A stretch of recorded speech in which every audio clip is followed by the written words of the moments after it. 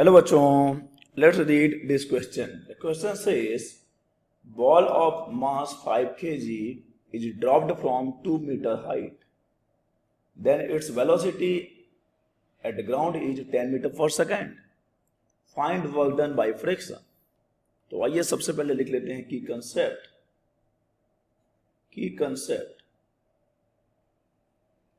And the key concept for this question is work energy theorem.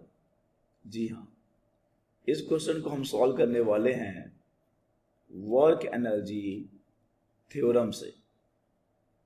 Work energy theorem क्या कहता है बच्चों? Work energy theorem, according to work energy theorem, the work done by any force, work done by any force is equal to change in kinetic energy. So लिख लेते हैं delta kinetic energy. यही तो है वर्क एनर्जी थ्योरम कि किसी भी force का जो काम है, किसी भी फोर्स का जो वर्क डन है is equal to change in the kinetic energy. चलिए इस कॉन्सेप्ट को यूज करेंगे और क्वेश्चन को सॉल्व करेंगे. क्वेश्चन में एक बॉल है जिसका कि मास है 5 kg. ओके, तो हम यहां लिख लेते हैं कि मास इज 5 kg, जिसको कि हम h is equal to 2 metre से ड्रॉप करते हैं तो उसकी वेलोसिटी, फाइनल वेलोसिटी हो जाती है 10 मीटर पर सेकेंड. ऐसा क्वेश्चन में गिवन है. ओके, ये उसका एक्चुअल है, ये एक्चुअल उसकी वेलोसिटी है. ठीक है, लेकिन अगर थ्योरी की बात माने, okay, so what will be the theoretical velocity without friction? जब हम वैक्यूम में मोशन की बात करते हैं तो विदाउट फ्रिक्शन क्या हो जाएगा? यानी कि जब बॉडी फ्री फॉल करेगी तो फ्री फॉल के लिए देखो हम लगा लेते हैं third equation of motion, v square is equal to u square plus 2gh. Okay, लेकिन हमने क्या किया है, बॉल को ड्रॉप किया है तो इनिशियल तो 0 हो गया.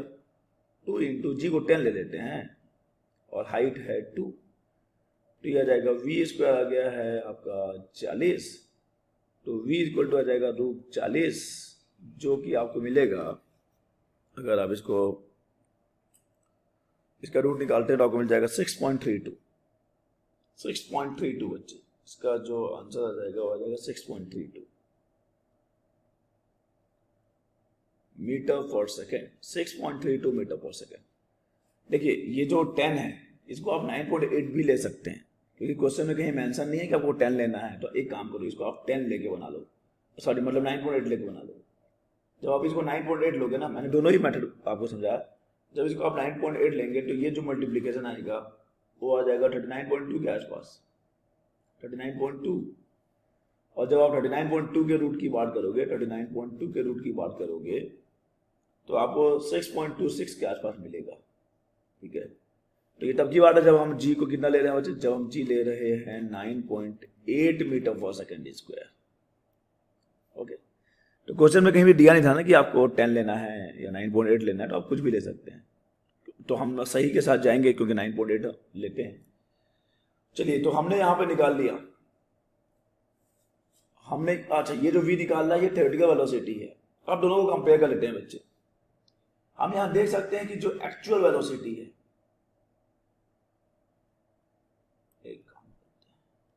जो एक्चुअल वेलोसिटी है जो क्वेश्चन में गिवन है, actual velocity is greater than है थ्योरेटिकल वेलोसिटी, जो मतलब कि जो एक मैथमेटिकल इक्वेशन से आ रहा है. थ्योरेटिकल वेलोसिटी से कहीं ज्यादा है वो. ठीक है, इसका क्या मतलब हुआ होगा? इसका सिंपल सा मतलब है कि कोई एक्सटर्नल फोर्स है जिसने काम किया हुआ है. ओके, इसका मतलब यही है ना कि कोई किसी एक्सटर्नल फोर्स ने अपने सिस्टम पर जो है, कोई एक्सटर्नल फोर्स लग रहा है सिस्टम पर, तभी तो उसका वेलोसिटी जो है जो होना चाहिए वो ना होके कुछ ज्यादा आ रहा है. अब चलिए, अब हम तो यहाँ से क्लियर हो गया कि हाँ भाई फोर्स लग तो रहा है, और यहाँ पे उस फोर्स को फ्रिक्शनल फोर्स हम कहेंगे, क्योंकि अकॉर्डिंग टू क्वेश्चन वो फ्रिक्शनल फोर्स ही है. तो अब अगर हम बात करते हैं कि कैसे कैलकुलेट करेंगे kinetic energy, sorry, we have to calculate the work done by the friction, तो वर्क डन के लिए आपको क्या करना पड़ेगा, वर्क एनर्जी थ्योरम लगाना पड़ेगा। तो पहले हमको निकालना पड़ेगा चेंज इन काइनेटिक एनर्जी। तो पहले हम कैलकुलेट कर लेंगे। तो फाइनल देखो इनिशियल काइनेटिक एनर्जी कितना होगा मुझे बताइए आप। Initial kinetic energy is 0, no doubt. क्यों 0 भाई, अरे बॉल लेफ्ट में है। उसके बाद हम बात कर लेते हैं फाइनल काइनेटिक एनर्जी की। Final kinetic energy, final kinetic energy कितना आ रहा है बच्चे देखो तो। फाइनल काइनेटिक एनर्जी देखो ये के से आपको डाउट तो नहीं है ना, के फॉर काइनेटिक एनर्जी ना। तो वैसे यहाँ पे फाइनल काइनेटिक एनर्जी कितना आ जाएगा बच्चे, फाइनल काइनेटिक एनर्जी, और ये हो जाएगा आपको जिसको हम के ई एफ से शो करेंगे। तो 1/2 फॉर्मूला होता है mv² का, mv²। सो 1/2 बॉडी का मास है 5 और ये 10 का स्क्वायर। तो यहां पे हमको सॉल्व करने पे मिल जाएगा 250 जूल। ठीक है, 250 जूल। अब देख लीजिए ये जो हमने काइनेटिक एनर्जी निकाला है 250 जूल, ये कब है, ये उस समय है जब बॉडी पे फोर्स लग रहा है, यानी ये एक्चुअल काइनेटिक एनर्जी होगा। लेकिन अगर हम बात करते हैं थ्योरेटिकल काइनेटिक एनर्जी की, विदाउट फ्रिक्शन और without any external force, without friction according to question that is friction, तो थ्योरेटिकल फाइनल काइनेटिक एनर्जी कितना आएगा, थ्योरेटिकल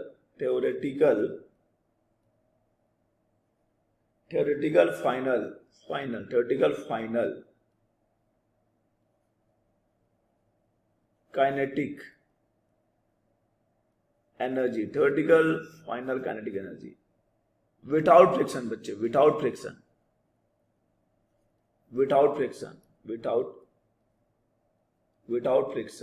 फ्रिक्शन के बिना कितना आ जाएगा बच्चे, ये आ जाएगा। अब हम काइनेटिक एनर्जी जो निकाल रहे हैं, ठीक है, ये थ्योरेटिकल निकालना है बच्चे हम लोग। अभी जो यहाँ काइनेटिक एनर्जी निकाल रहे हैं ये थ्योरेटिकल है, theoretical that will be equal to 1/2 m v का स्क्वायर तो है, लेकिन यहाँ पे v कौन लेना है अपने को, थ्योरेटिकल लेना है, theoretical. So 1/2 mass that is 5, velocity is 6.26, इसका कर दो आप स्क्वायर, तो ये आ जाएगा आपका 1/2 इंटू 5 इंटू अभी आपको 39.2। तो इससे ये बात क्लियर हो गया कि अगर आप वहां पर रूट नहीं निकालते 39.2 का, तो भी आपका कम चल जाता है, क्योंकि आपको v² चाहिए था। ओके, इसे ज्यादा पैनिक नहीं होना है। तो यहां पे देख लीजिए, अब आपको जो थ्योरेटिकल मिल रहा है kinetic energy that is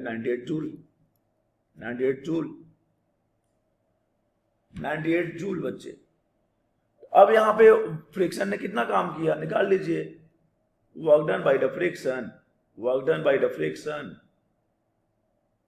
equal to कितना आ जाएगा, kinetic energy final minus kinetic energy theoretical, ठीक है। और फाइनल मतलब जो एक्चुअल है ना, हम एक्चुअल की बात कर रहे थे, 250 माइनस 98 और ये आ जाएगा 152 जूल। सो ये है work done by the friction जो हमको कैलकुलेट करना था, work done by the friction